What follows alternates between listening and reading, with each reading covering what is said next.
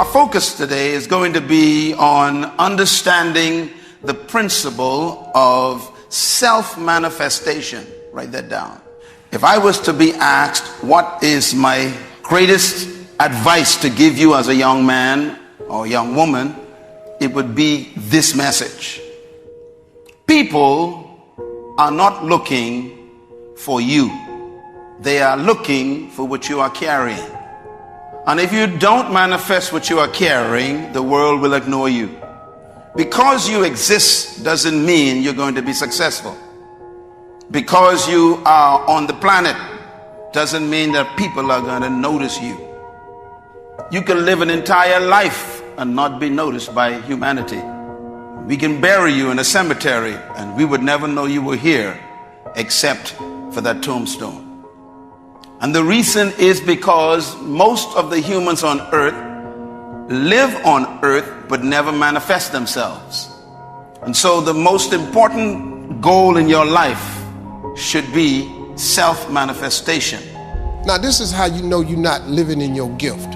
If when the alarm clock goes off in the morning and you ain't happy about it, you ain't doing what you want to do. See, you fighting upstream, you going against what God created you for.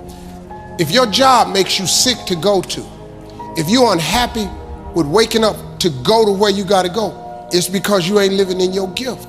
Some people are born to be teachers, caregivers, nurses, babysitters. Those are gifts. If you're living in your gift, you cool. It's just if you ain't. If you fry chicken better than everybody else, you should be somewhere frying chicken, man. If you do hair better than everybody else, you should be somewhere doing somebody's hair. Those are gifts. Telling jokes was a gift. They're just not just running, jumping. If you paint, you should be painting. If babysitting is what you really do, you should be babysitting. You doing anything. If you fix cars, you work with your hands, you're supposed to be working with your hands.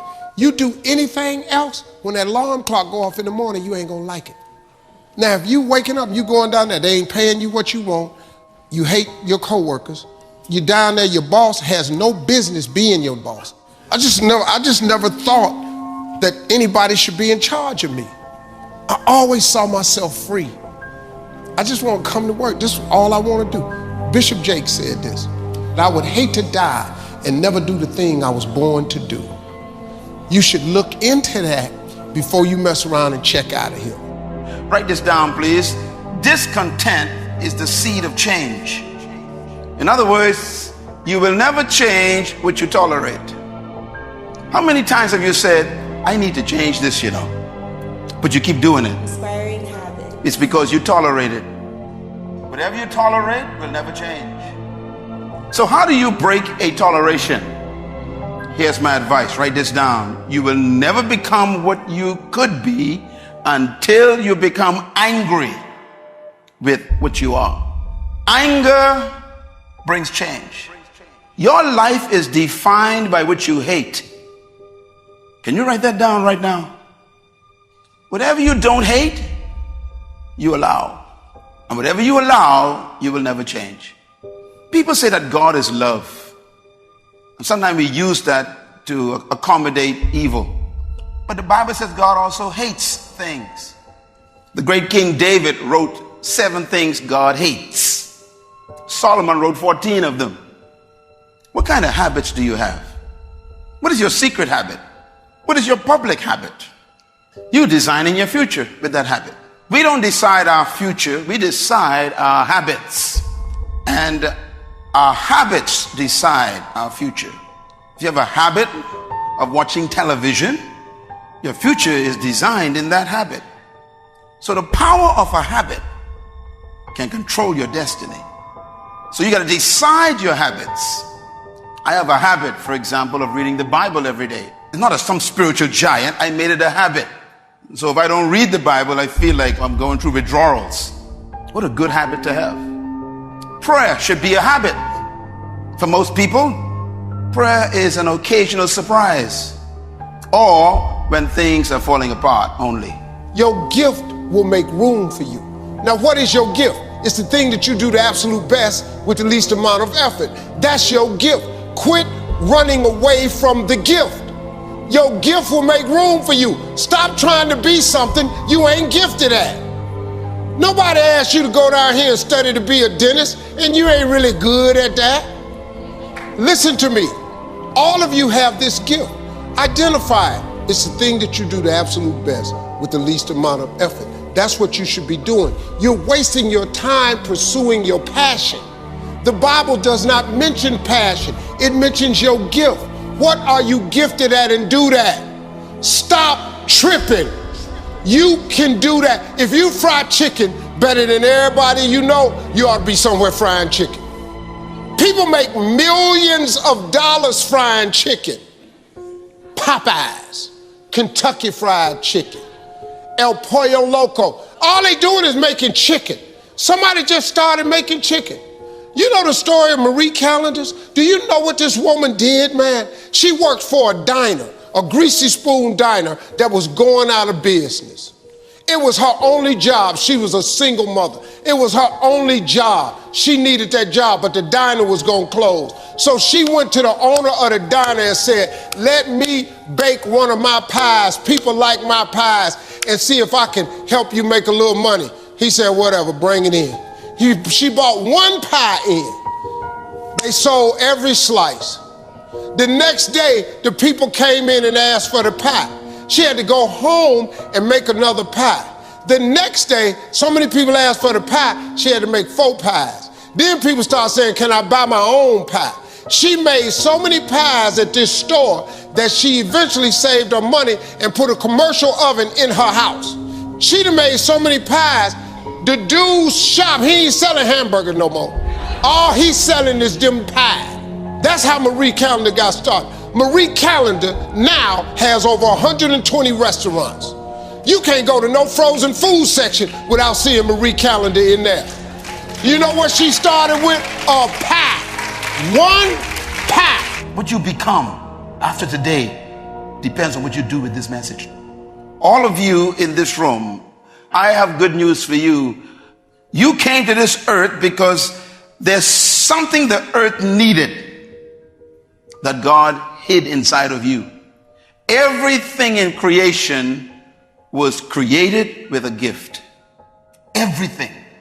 God created nothing without a gift in it. It took me 30 years to make that one statement. Research, experience, my own life, studying creation itself. You were brought to this planet, sent here by a greater power to deliver something that we need. God created everything with gifts. In other words, you are a package sent to earth to deliver a gift to your generation. You are obligated to us. You owe me what you are carrying. Whatever you were created to become, you possess now. This is a divine principle. What do you think your gift is? What did I say? Whatever you were created to become, you possess it now. In other words, whatever you were born to do is not ahead of you. It's within you. Because whatever you were destined to become, God has prepared you with it. The Creator never places the future outside of a thing. Your future is not ahead of you. It's actually trapped on the inside. In other words, write this down. You came to planet Earth with your future inside of you. I say it this way: God hid your future in a place where He knew you couldn't miss it. A gift is the inherent capacity to fulfill a function that meets a need in creation. Every word is important here. Inherent means no one can give this to you. You came with this. No prophecy can give you a gift. A prophecy may stir it up. This session is probably one of the most important sessions in your life because you are still stuck looking for a job. You know what's good about gifts? You don't have to look for them. The dude that cut my hair, I met him in 1986. He cut my hair for $10. I remembered him. When I got on TV, I had hired him. He came out there, he started making $300 a haircut. I paid him $10. He had been with me so many years that he was making $1,500 per haircut. I was getting my hair cut 4 times a week for television and touring. I paid him $1,500 each time. He was making $6,000 a week. You know what he was doing? Cutting hair. That same haircut I paid $10 for in '87. This dude was cutting it now for me for $1,500. I cut my hair off, but then let me tell you what he did. I paid him a chunk of money for being with me all these years, gave him a severance pay, told him good luck. Guess what this dude got now? He got 4 salons and he owned 2 barber colleges. You know what this dude make now? $3.6 million a year. You know what he do? He cut hair. He don't do nothing else. That's his gift. Friend of mine we grew up with. All he did was cut grass. He had a single blade lawnmower that he pushed. He was so good at it, he could raise the blades up and lower them. He could cut patterns in your grass. We little, I'm going, hey man, we going swimming. Now I got to cut Miss Jackson grass. He could cut patterns in your yard. He could put your initials in your grass. As a little boy, $2 for the front, $2 for the back, $4. We used to laugh at him all the time. Well, let me tell you what we're laughing at now. He got a landscaping company in Cleveland. You know how much this boy making? $4 million a year. You know what he do? He cut grass. He got 38 trucks. He got all the contracts in the city, malls, corporations. And when it snow outside, he do such a good job cutting the grass, he put plows on the front of his trucks, and he got all the snow removal contracts. This boy making $4 million a year, and you know what he do? He cut grass. If you study all of our cultures, look at our cultures, they are built on employment. The employment destroys your gift. It stops you even from thinking about it. We have been damaged greatly by our educational systems because they have actually been conditioning us to believe that we are only here to find a job, pay some bills, and die. Matter of fact, everything your parents tell you has to do with a job. Most of us, based on our culture, have been taught to go and find your future. And so we are conditioned just to get an education, to get a job, and then work in a place we hate for 45 years. And then they give us a clock to go home with, to sit in a rocking chair to watch the rest of our time fade away. This is what they call retirement. It means you're tired. So you are retired, double tiredness. Do not go to school, young people, to find a gift. Single woman, I promise you, you'll never find your gift in education. So make a note of this. A gift can never be learned. It can only be refined. That's why you can go to college and get a PhD and still be broke. Because education is not a gift. You can actually go to school and spend a lot of money going through all kinds of universities and never refine your gift because you took the wrong courses. Most people, God forbid, in this room went to college and studied the wrong thing because your decision to choose a certain area of study was motivated more by economic potential than personal fulfillment. Your career is not your gift. And so now you are depressed because you are not fulfilling your gift. Well educated and still trying to pay a phone. Even your career may not be your gift, is what I'm saying. And God may send this message to you right now to tell you it's time to change your career into your call. I was speaking at a school once. I was talking to the students. The principal was mortified with my message because I was telling the truth. I was telling the kids, your education is important, but your education is not the most important thing in your life. I'm sorry, it's not. Your dream is the most important thing in this world. It tops your education. Your dreams dwarf your education. I said, and the principal came up on the stage while I was speaking, don't ever say that to my school again. Well, I'm just telling you, dog. You could save your kids a lot of pain if you ever talk to them about their dreams. You got to talk to young people about their dreams. See, it's not your education. The Bible don't even mention education. It ain't even in there. The Bible says a man without a dream or vision shall perish. If you talk to kids about their dreams, your dreams can spur you to get the education. But if you never find out what a child is dreaming about, you can't hold their attention. It's the dream, man.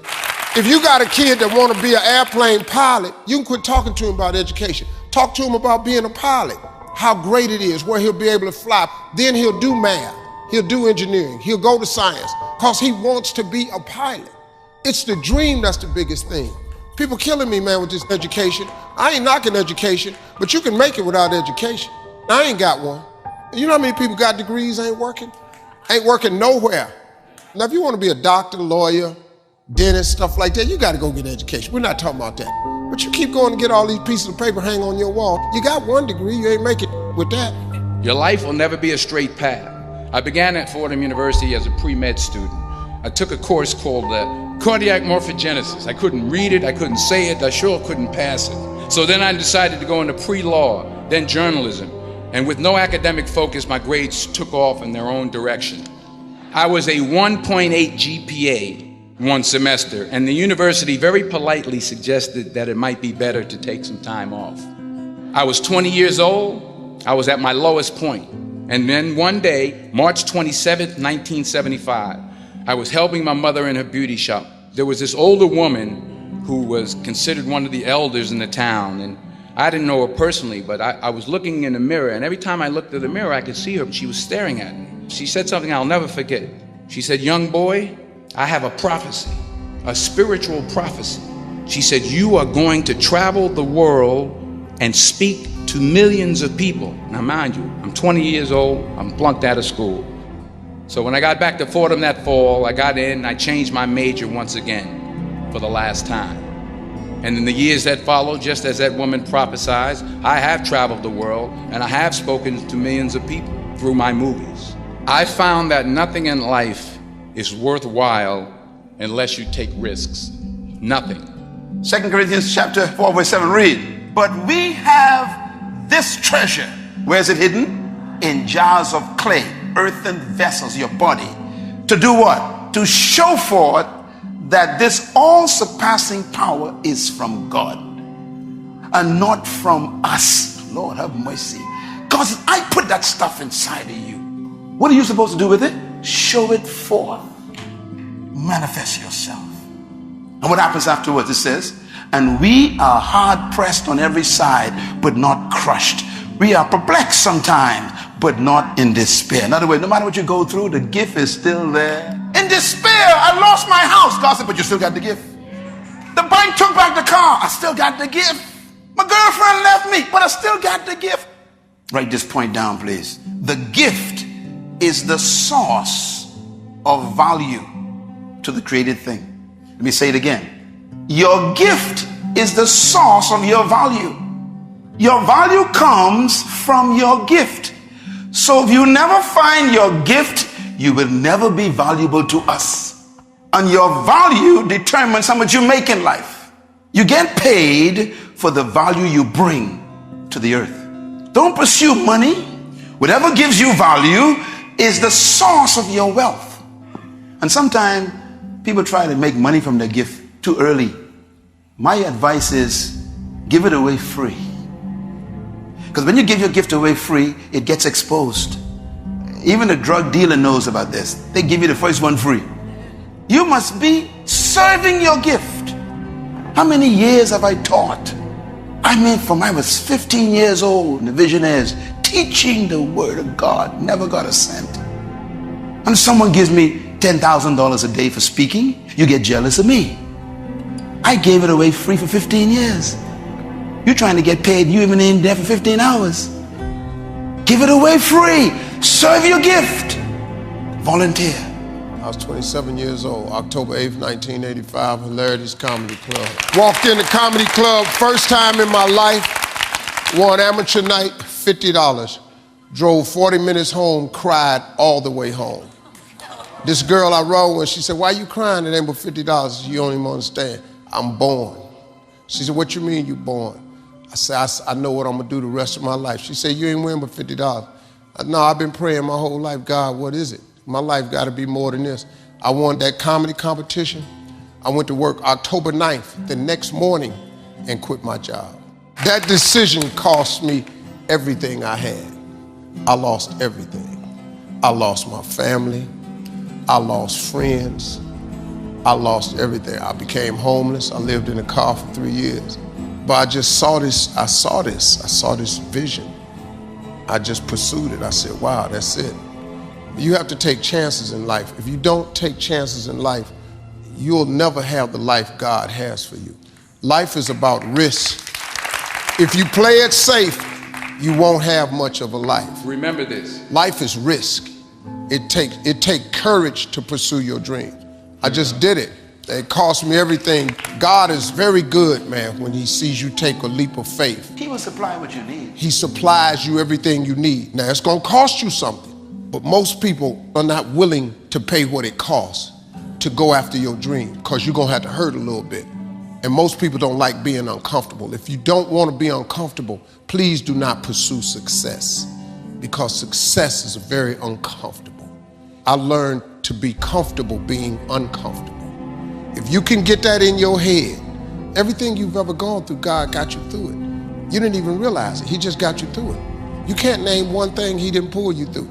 Well, I lost my mother. I'm still grieving over that. I lost my mama 21 years ago. I still grieve over it, but I'm here. You know, I got through it. You're gonna get through it. But you gotta take chance in life, man. Can't play it safe, y'all. You gotta jump, you gotta go for it. You will fail at some point in your life. Accept it. You will lose. You will embarrass yourself. You will suck at something. Embrace it, because it's inevitable. And I should know. In the acting business, you fail all the time. Early on in my career, I auditioned for a part in a Broadway musical. Perfect role for me, I thought, except for the fact that I can't sing. I didn't get the job. But here's the thing. I didn't quit. I didn't fall back. I walked out of there to prepare for the next audition. I prayed, and I prayed, but I continued to fail and fail and fail. But it didn't matter, because there's an old saying, you hang around the barbershop long enough, sooner or later you're gonna get a haircut. So you will catch a break, and I did catch a break. If you don't fail, you're not even trying. To get something you never had, you have to do something you never did. Imagine you're on your deathbed, and standing around your deathbed are the ghosts representing your unfulfilled potential, the ghost of the ideas you never acted on, the ghost of the talents you didn't use. And they're standing around your bed, angry, disappointed, and upset. They say, we came to you, you could have brought us to life, and now we have to go to the grave together. So you got to get out there, you got to give it everything you got, whether it's your time, your talent, your prayers, or your treasures. The question is, what are you going to do with what you have? I'm not talking about how much you have. Whatever your gift is, what are you going to do with what you have? Last one, secure the next generation. Have you noticed that every fruit gets seed in it? Every fruit gets seed in it because the fruit must maintain the future. That's my whole life. My whole life is to help people better than me. That's why I teach you so much. I want you to be great people. 10 keys to success. How to release your purpose. Number 1, you must first understand your destiny. Number 2, you must have a vision of your gift. See the finished product. Number 3, believe you have the ability to fulfill it.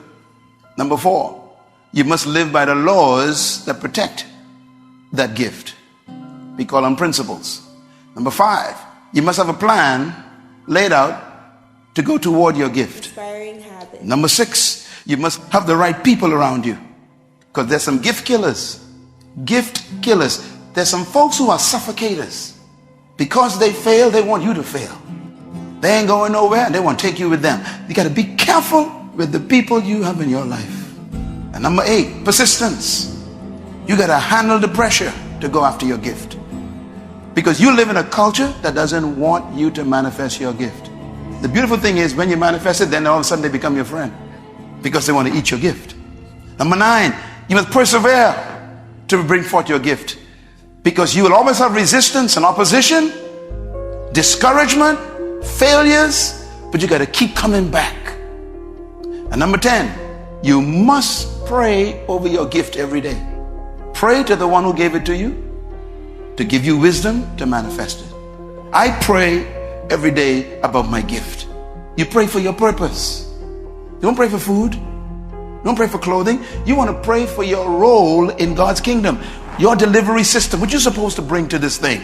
That's what you pray for. Oh God, show me how to do it. Revive it, refine it, define it for me. Keep it fresh, Lord. Let me see this purpose. That's what I pray for. The best things in life is on the other side of fear. It's on the other side of fear.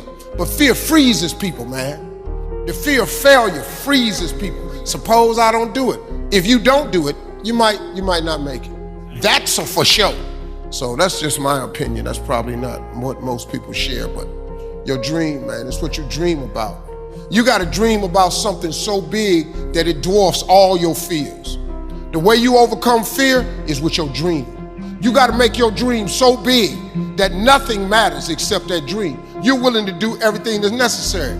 Nelson Mandela said, "There is no passion to be found playing small and settling for a life that's less than the one you're capable of living." Because taking risk is not just about going for a job. It's also about knowing what you know and what you don't know. It's about being open to people and to ideas. To not only take risks, but to be open to life, to accept new views, and to be open to new opinions, even though you're scared still. While it may be frightening, it will also be rewarding, because the chances you take, the people you meet, the people you love, the faith that you have, that's what's going to define you. Know your purpose. Believe your assignment. Document your vision. Put it on paper. You were sent to earth to release your hidden potential. Hold a mango seed in your hand and see a mango. That's what vision is. You see the end result. Do that with your life. Submit to the right environment. Even though you see the mango in the seed, you got to plant that seed in the ground and give it water and give it nutrients. Your greatness could be destroyed by a wrong environment. The books you read, the people you are with, the places you go, the church you attend, all relate to what you become. Feed on the right materials. When you put that fertilizer on that seed gets happy. What are you fertilizing your life with? You spend 5 hours watching LMN. I mean, what are you feeding your vision? What are you feeding your gift? You go out with these different clubs and all this stuff. God is saying, what are you doing? What are you feeding your gift? Give your gift time to develop. You'll never get mangoes from a mango seed in a day. Go through the process. Persist under pressure. When you plant that seed in the ground, all the pressure, the earth is on top of that. But the pressure is important for the seed. The pressure of your life tests the reality of your gift. Whatever stops you is how strong you are. Never be discouraged. Never hold back. Give everything you got. And when you fall throughout life, remember this: fall forward. Your gift is supposed to produce more seed. You should be mentoring people all the time to become greater than you. Produce others who will do great things. Serve your gift to the world. Then you are a great seed. Fish came from the water, they got to stay attached. You came out of God. Don't try to fulfill your gift without God.